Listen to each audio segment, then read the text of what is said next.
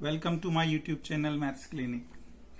I hope all of you are enjoying mathematics, especially inverse trigonometry.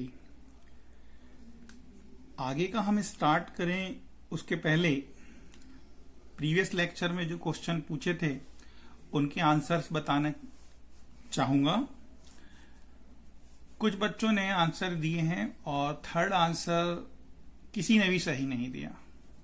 तो देखिए, पहले question का आंसर है 5π/12, सेकंड का आंसर है 73 और थर्ड का आंसर है close interval -1 to ½ okay. Let's see ये कैसे आता है। सबसे पहले हम फर्स्ट क्वेश्चन की बात करें जो कि एक इजी प्रॉब्लम है। cos inverse -1/2 plus sin inverse -1/√2। पहले वाले में आपने कौन सा फार्मूला अप्लाई किया है? फर्स्ट में हमने फार्मूला अप्लाई किया है cos इनवर्स -x का। cos इनवर्स -x किसके इक्वल होता है?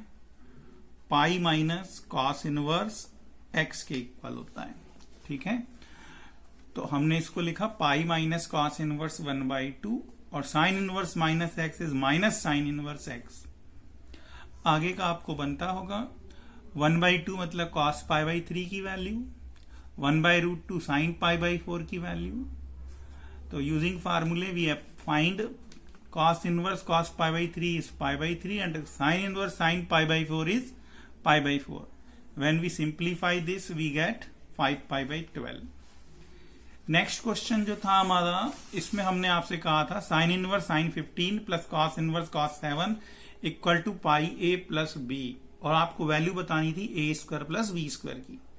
बच्चों, ऐसा एक प्रॉब्लम जेई मेंस में आया था, वैल्यू कुछ डिफरेंट थी, है ना, एक्सप्रेशन कुछ और था। मैंने a² प्लस b² पूछा है, वहां पर 3 या 4 टर्म थी, दूसरा एक्सप्रेशन पूछा था। देखें इसका आंसर 73 कैसे आया। तो सबसे पहले हम इसको सिंप्लीफाई करेंगे। 15 जो है राइट, वो 5π से कैसा है? स्मॉलर। 3 5 जा 15 पॉइंट समथिंग हो जाएगा 5π। तो 15 को हम एज्यूम कर रहे हैं 5π माइनस अल्फा। 7 को मैं ले रहा हूं 2π प्लस बीटा। ये कैसे लेते हैं हम पिछले लेक्चर में आपको सिखा चुके हैं। जिन बच्चों को नहीं आता है वे प्रीवियस लेक्चर को देखें, बिल्कुल बनेगा। तो ये बन गया हमारा 5π माइनस अल्फा राइट, और 7 की जगह 2π प्लस बीटा। 5π माइनस अल्फा जो है ये थर्ड क्वाड्रेंट की वैल्यू है और थर्ड क्वाड्रेंट में साइन पॉजिटिव होता है, तो ये हो जाएगा साइन अल्फा, और फर्स्ट क्वाड्रेंट में सभी पॉजिटिव होते हैं, तो ये बन गया बच्चों cos beta. So we get alpha plus beta. Alpha और बीटा की वैल्यू रीसब्स्टिट्यूट करेंगे, you will get 3π minus 8।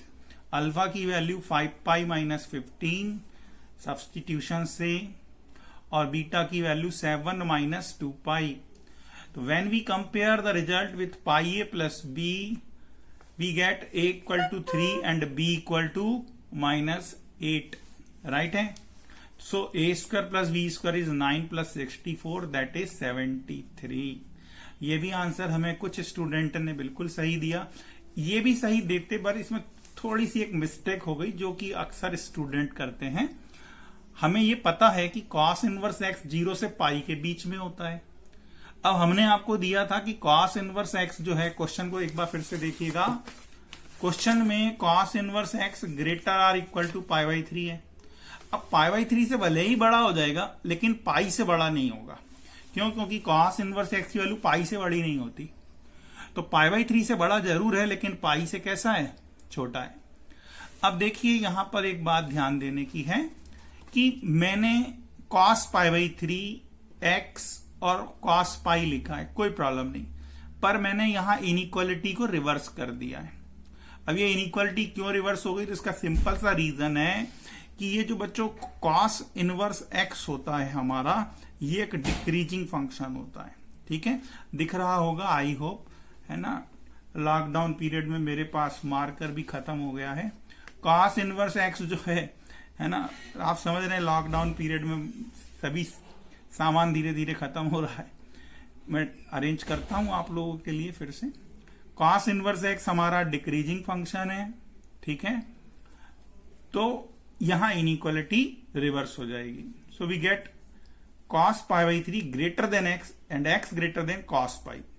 cos pi by 3 की वैल्यू कितनी होती है 1/2 और cos पाई की वैल्यू क्या होती है -1। So we get x is greater than -1 but less than 1/2। So possible values of x are -1 to 1/2 close interval. Is it clear? बहुत आसान था। आज हम रिमेनिंग 3 इनवर्स ट्रिग्नोमेट्रिक फंक्शंस को डिस्कस करेंगे। ओके, तो आगे बढ़ते हैं। सबसे पहले हम कॉट एक्स की बात करेंगे।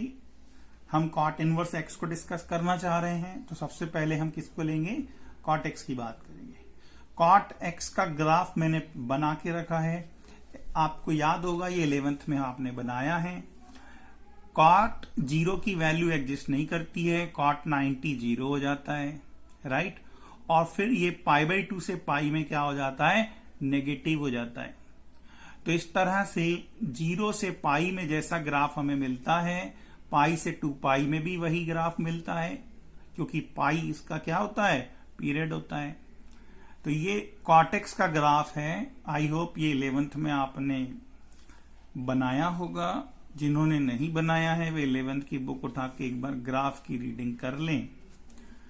अब अगर हम इस पूरे फंक्शन का ग्राफ देखते हैं तो हम देख रहे हैं कि ये जो फंक्शन है इसकी रेंज -∞ से +∞ है, और ये जो है 1 नहीं है बच्चों, ठीक है, क्योंकि ये वैल्यू को क्या कर रहा है, रिपीट कर रहा है। कोई भी ट्रिग्नोमेट्रिक फंक्शन पीरियोडिक है, दैट्स वाई वो 1 होता ही नहीं है। लेकिन हम इसके डोमेन को मॉडिफाई करके 1 बना सकते हैं। तो यहां पर 0 से पाई के बीच में अगर आप इसका ग्राफ देखें, राइट, तो ये निरंतर घट रहा है, डिक्रीज हो रहा है। एक्स एक्सिस के पैरेलल लाइन 0 से पाई के बीच में इसे एक ही पॉइंट पे कट कर रही है, तो ये 1 हो गया। तो अगर हम फंक्शन को 0 पाई डोमेन लेकर R में डिफाइन करते हैं, R इसकी रेंज भी है, तो ये हमारा फंक्शन बाइजेक्टिव हो गया, 1/2 हो गया। अच्छा बच्चों, 0 से पाई के अलावा डोमेन को आप पाई से 2 पाई भी रख सकते हैं, 2 पाई से 3 पाई भी रख सकते हैं। बट अभी आप जितने क्वेश्चन डिस्कस करेंगे उसमें हम डोमेन रख रहे हैं 0 से पाई, राइट। ये प्रिंसिपल ब्रांच वैल्यू कहलाती हैं। अब इसमें हमारा फंक्शन 1/2 हो गया, मतलब फंक्शन एफ हमारा इनवर्टिबल है। यदि मैं इसका इनवर्स g एज्यूम कर लूं तो g जो है रिवर्स हो जाएगा, r से 0 to पाई में डिफाइन हो जाएगा। और ये चूंकि कॉट का इनवर्स है इसलिए इसको हम लिखते हैं कॉट इनवर्स x। बात समझ में आ रही है? अब मैं इसका ग्राफ कैसे बना रहा हूं, तो एक वही सिंपल रूल पहले भी बताया, जैसा ग्राफ हमने x एक्सिस के लिए बनाया है, इसको आप एक काम करें 90 डिग्री रोटेट कर दें, ठीक है। जब आप इसको 90 डिग्री क्या कर दोगे, रोटेट कर दोगे, तो आपको कॉट इनवर्स का ग्राफ मिल जाएगा। ओके, बहुत आसान है। या इसका हम इमेज देख सकते हैं with respect to y = x। और ये सब अगर नहीं देखना है तो आपको डोमेन और कोडोमेन पता है, 0 से पाई के बीच में बनेगा, तो ये 0 हो गया, ये वाली डॉटेड लाइन पाई हो गई, ठीक है।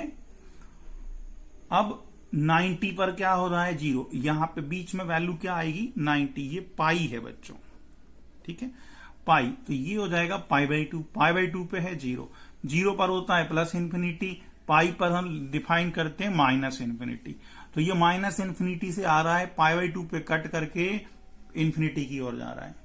तो ये कॉट इनवर्स का ग्राफ बन गया फॉर प्रिंसिपल ब्रांच वैल्यू। और ध्यान रहे ये डिक्रीजिंग है बच्चों, ठीक है, ये हमारा डिक्रीजिंग है।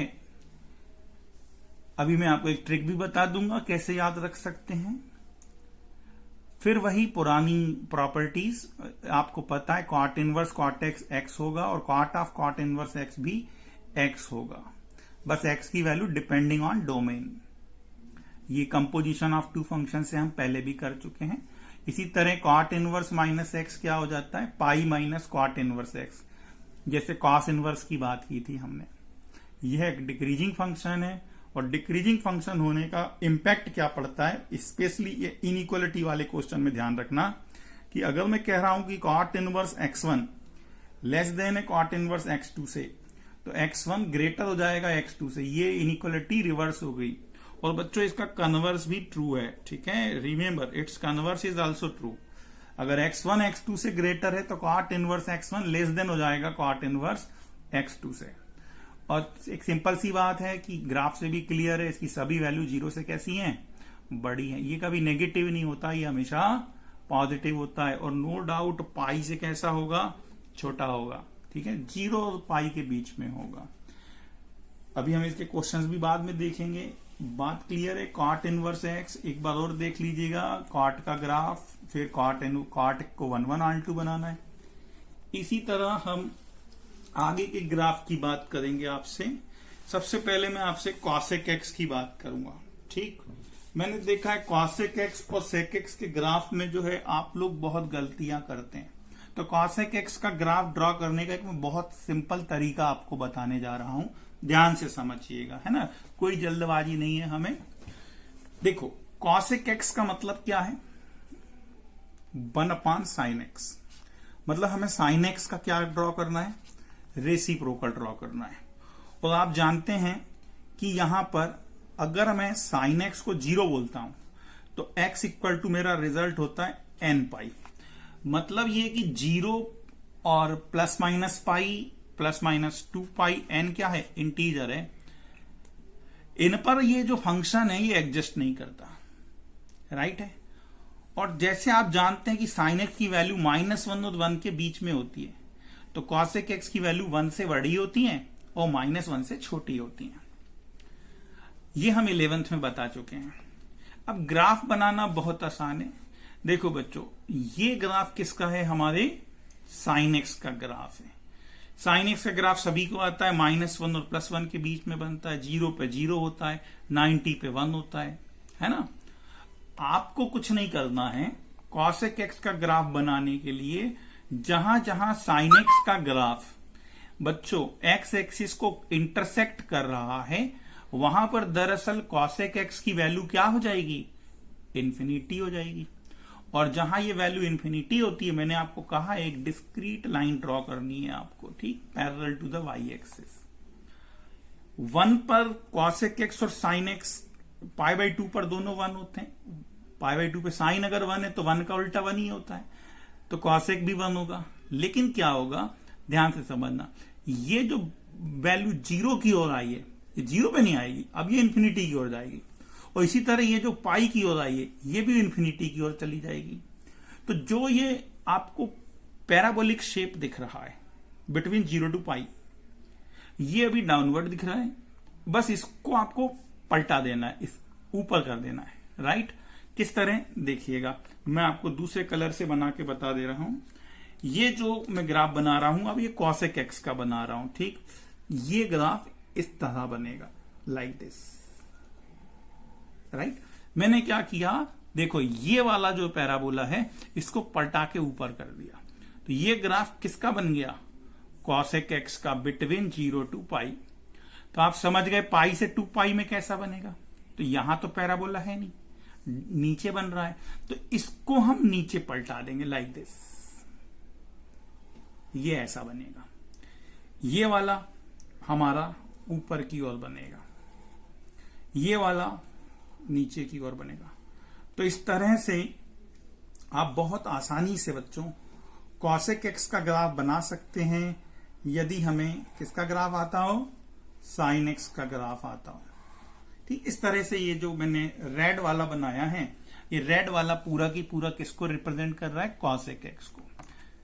चलिए अब हम इसकी रेंज देखते हैं।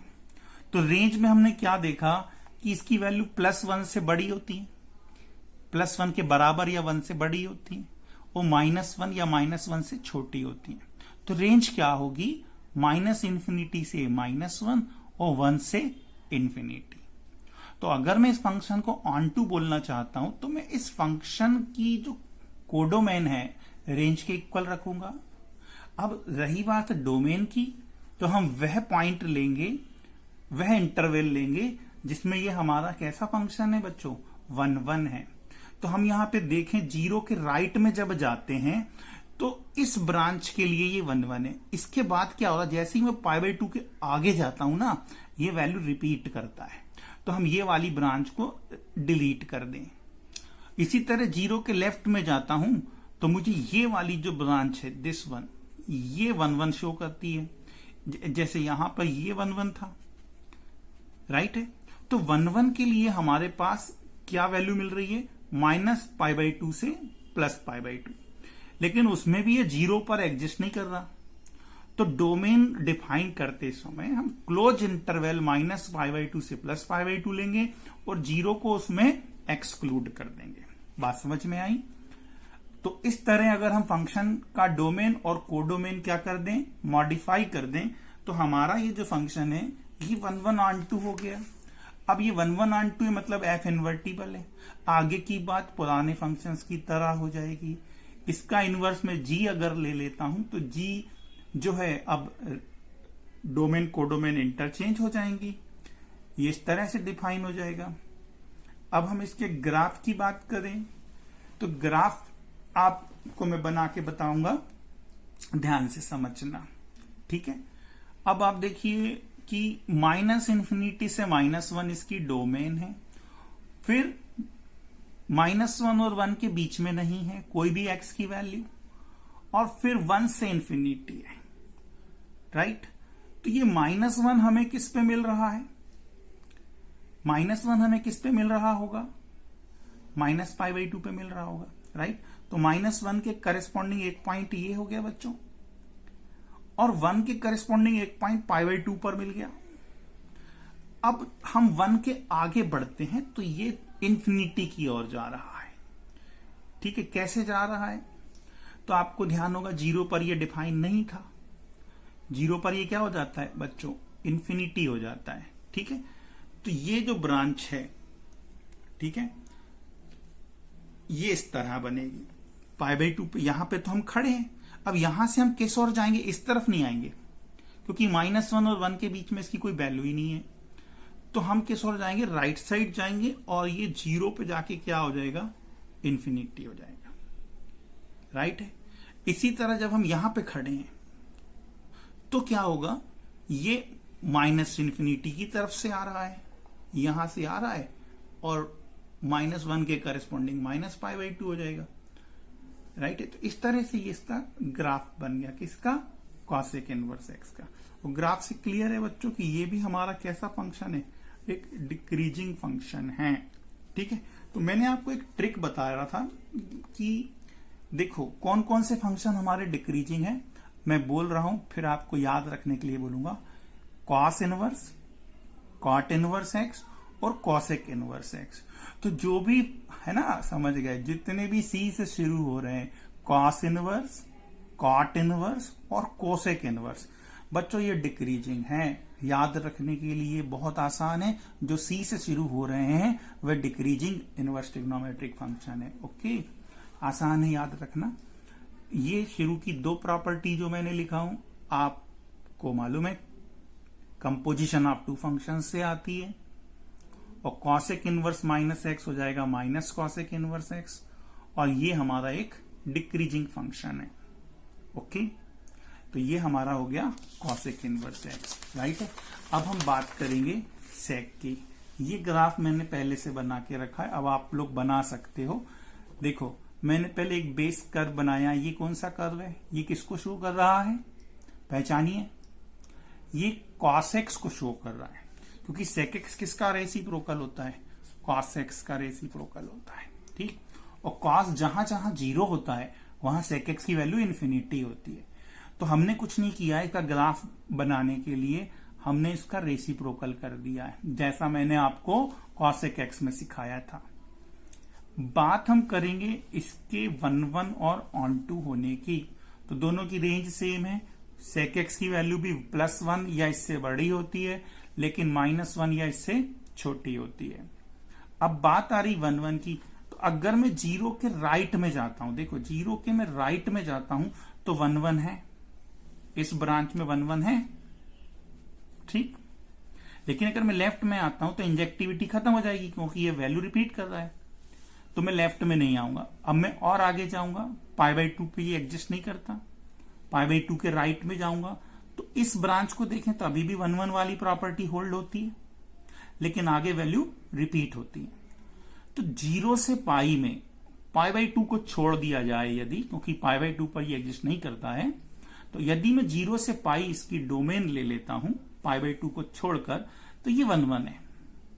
और अगर मैं इसकी रेंज को कोडोमेन बना देता हूं तो ये ऑन टू हो जाएगा। लाइकवाइज कॉसेक इनवर्स एक्स, तो 0 से पाई राइट है, π/2 को छोड़कर, और रेंज जो है मैंने किसकी, कॉसेक सेक एक्स की जो रेंज है उसको इस फंक्शन की कोडोमेन बना दिया है। तो हमारा ये जो फंक्शन है ये ऑन टू भी होगा और 1 1 भी होगा, दैट इज हमारा फंक्शन एफ इन्वर्टिबल होगा। अब एफ इनवर्स जो है अगर मैं जी एज्यूम कर लूं तो g of x we denote as sec inverse x, और ये इसका ग्राफ बनेगा। चलो ये मैं आप लोगों के लिए छोड़ दे रहा हूं, आप समझिए कैसे बनाए, इतने ग्राफ हम बता चुके हैं। ओके, आगे बढ़ता हूं, ये आप बनाएंगे बच्चों। Sec inverse sec x x, वही कंपोजिशन ऑफ टू फंक्शन से sec inverse minus x pi minus sec inverse x हो जाता है, और ये हमारा कैसा फंक्शन है, इंक्रीजिंग फंक्शन है। अब इंक्रीजिंग फंक्शन है तो इस इनइक्वालिटी पर कोई इफेक्ट नहीं पड़ेगा। Is it clear? बहुत आसान है। इनवर्स ट्रिग्नोमेट्री में 6 इनवर्स ट्रिग्नोमेट्रिक फंक्शंस के आपको क्या क्या याद रखने हैं, डोमेन याद रखनी है, रेंज याद रखनी है, कौन इंक्रीजिंग है कौन डिक्रीजिंग है ये याद रखना है, और एलिमेंट्री प्रॉपर्टी जो मैंने आपको बताया है वो याद रखिए। और मैं आपको एक असाइनमेंट दे रहा हूं छोटा सा एकदम, आज मैं कोई एक्स्ट्रा क्वेश्चन आपसे नहीं पूछना चाह रहा। आप एक्सरसाइज एनसीईआरटी से 2.1 कंप्लीट कर लिए, नहीं किए तो आप करके रखिए, ठीक है। नेक्स्ट लेक्चर में हम और फार्मूले और कॉम्पिटिटिव एग्जाम में आने वाले क्वेश्चंस को डिस्कस करेंगे। ओके बच्चों, थैंक यू।